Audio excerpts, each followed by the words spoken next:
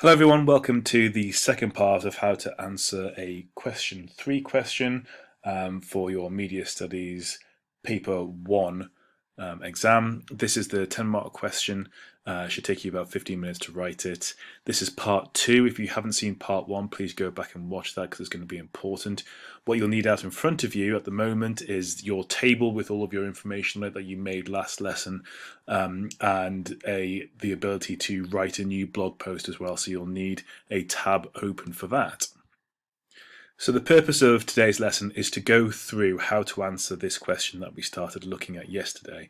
We looked at all the contents, or whenever it was, we looked at all the contents in the last lesson, but we're just going to focus on one of the contents now. So let's have another look at the question. Explain how the political context in which newspapers are produced influences their ownership and regulation. Refer to the Guardian and the Daily Mail newspapers you've studied to support your answer. Okay. First things first, we need to understand what the question is asking us.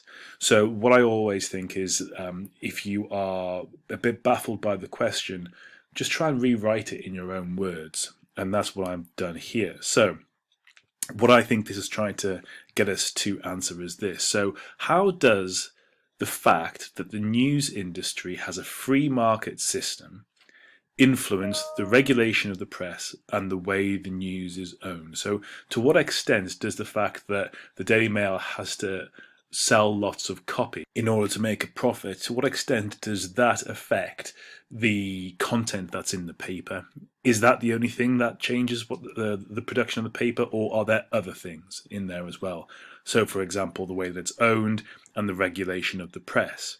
So are there other reasons there's a difference between the two papers? And then give an example or two examples from the case studies that you have studied. That's it. So essentially, why is there a difference between the Guardian and the Daily Mail? What are the reasons? That's what it's asking you. Is it just the political context of capitalism, or is there something else? So now that I've understood what is trying to be asked of me, then I can go ahead and make a very small plan. Now remember, we've only got 15 minutes to write this, so this might be a mental plan for you, but what I am going to start off with is a very brief introduction, talking about the macro parts of the industry, get some facts and stats in there, but very briefly. I'm then going to write one paragraph about the differences in ownership between the Daily Mail and the Guardian, and therefore the differences in the production, as in what actually goes into the papers.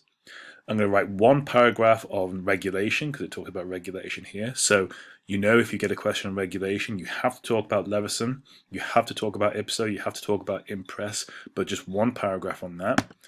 And then I'm going to conclude. And the conclusion is essentially going back on each of these 3 paragraphs that I'm going to write. So now that I've got my plan, now that I understand what the question is trying to ask me, let's get started. So it would be useful if you have a new blog post open with a question 3 title, so you can start to write this down as we go through. With all of these questions, your intro has to be macro. So we're talking about big picture here. What does the UK newspaper industry look like? And it looks like this. The UK news industry is oligopolistic. As you know, oligopolistic means that it's owned by a few major companies, where 80% of news brands are controlled by just 3 companies, 2 of whom have press barons as their head.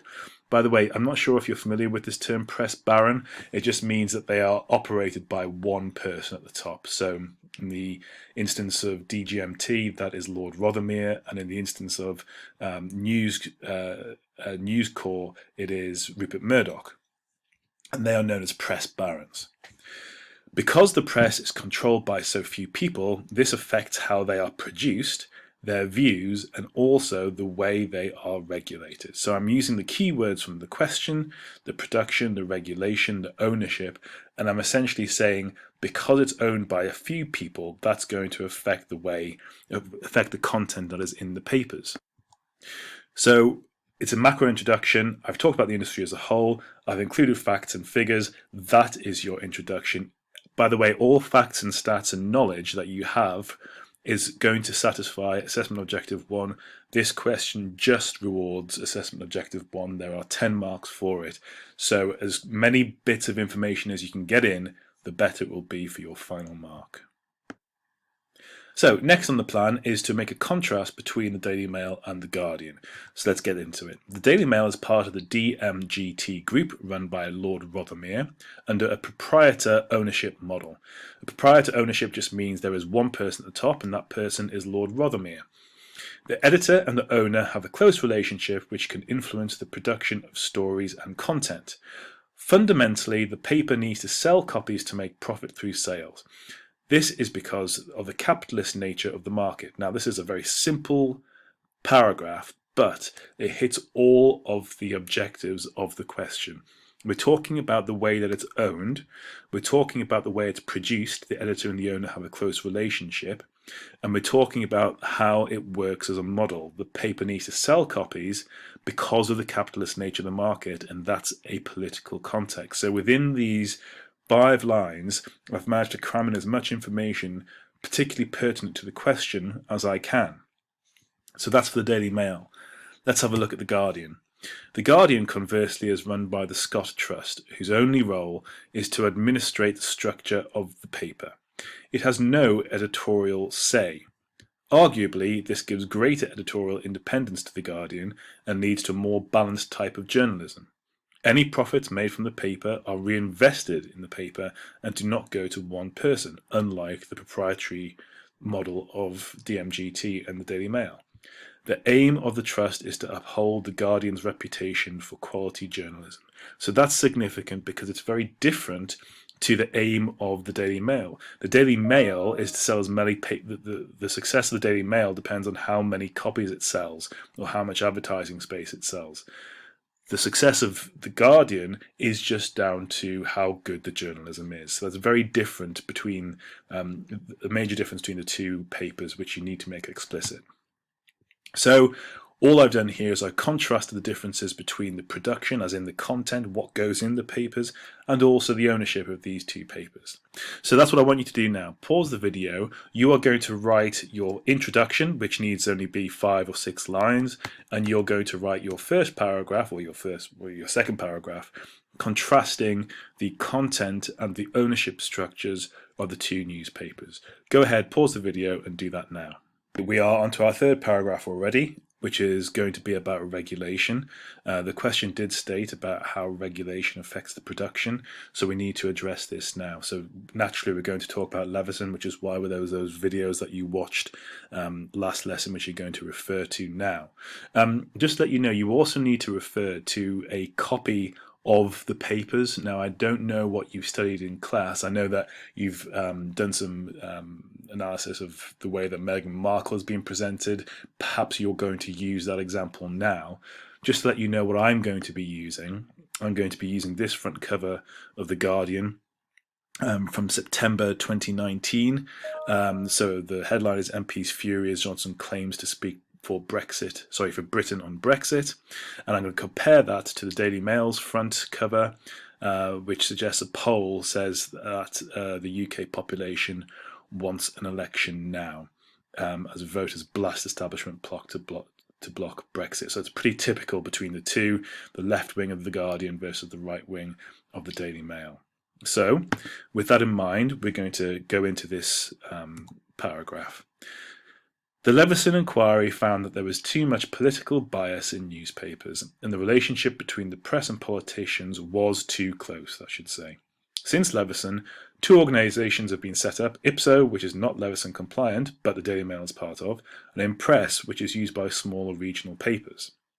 The Guardian is not part of either, as they feel both organisations have political influences which would damage the editorial nature of their paper. They instead have their own internal complaints procedure. So what I'm saying here is that the Guardian aren't part of these 2 regulatory bodies because they think that there are political affiliations between the 2. You don't need to go into much detail about that, but the Guardian maintains their independent editorial stance by not being part of the 2 major UK regulators. Now that's pretty important to mention when we talk about regulation, because the Guardian doesn't need to fall in under the jurisdiction and the guidelines of either of these two bodies.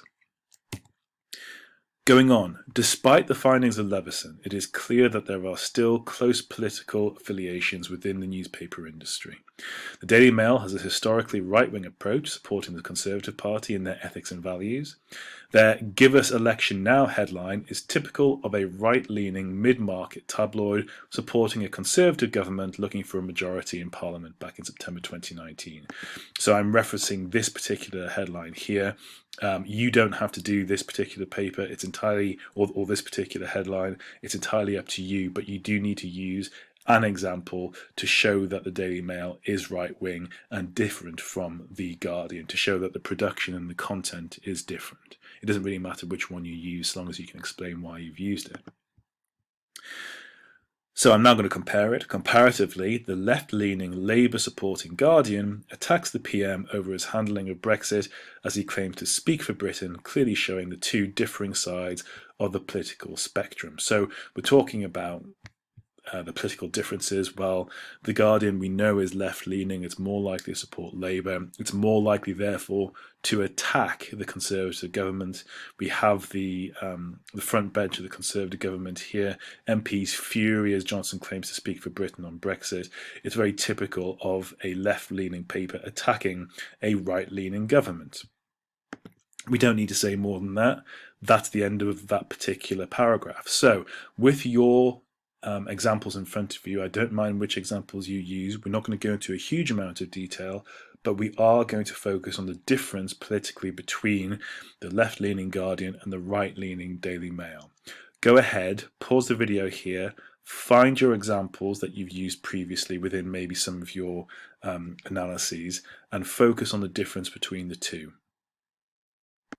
So it's important to recognize that you can't wing this question. It's all based on your previous knowledge and understanding. So that's tables, notes, your revision, your case studies. You can't wing this question. You have to know your stuff. So we're at the end. This video will be 15 minutes long, which is exactly how long you should take to actually write this question. Obviously, give yourself a bit of extra time. This is the first time of you doing it. But the conclusion is very simple. The conclusion is going back on each of your paragraphs and explaining why you've said what you've said. So, the relationship between the political contexts and the production, ownership and regulation of newspapers is complex. I've essentially just repeated the question. Because of the oligopolistic nature of the market, content is likely to be politicized because the views held are in the hands of a small amount of people. Because there are only 3 major owners in the UK newspaper market, of course it's going to be political because only a few amount of people have the ability to affect the press. That's what I said in my introduction. The proprietor model of the Daily Mail means that their content is likely to differ from the trust model of the Guardian due to the differences in the way they see success. The way the Daily Mail group is owned is determined by the political context of capitalism, as in the more papers you sell, the better you are. But the Guardian's desire to uphold quality journalism is different. So that's what I said in my second or third paragraph. Second paragraph. Even after Leveson, this is my third paragraph, papers are clearly politically affiliated. We know that the Daily Mail is right-wing, we know that the Guardian is left-wing, which questions the importance and the use of the UK press legislation, which was supposed to, if you remember, it was supposed to question the closeness between the press and the politicians. What's the point in having the legislation if the Guardian isn't affiliated with them, and then the Guardian says that they have the right to publish under the guise of the Fourth Estate, that they have the right to publish whatever they want because they need to hold people to account, which is what we spoke about last lesson. So that's it. That's the whole of your essay. It's a short essay. It's only 10 marks. It shouldn't take you more than 20 minutes to do. You're going to rewrite this particular essay using your own examples. Now you're going to send your document or put it on a blog to your media teachers. If it takes you a little bit longer, please let them know if you're going to be submitting later. But that's it. That is a very simplistic way of looking at this question. Thanks so much for listening and good luck. Contact your teacher if you are struggling.